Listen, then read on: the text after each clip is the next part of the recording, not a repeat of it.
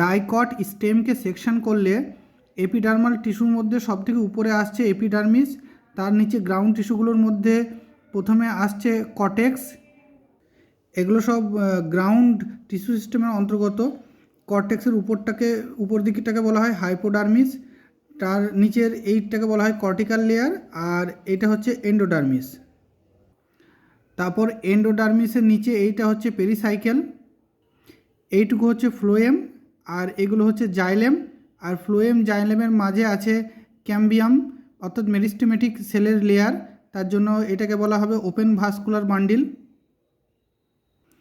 আর এইটা একটা প্যারেনকাইমা সেলের প্রাচীর, এটাকে বলা হয় মেডুলারি রেজ। এই অংশটাকে বলা হয় পিথ, প্যারেনকাইমা সেল দ্বারা তৈরি ডাইকটের ক্ষেত্রে।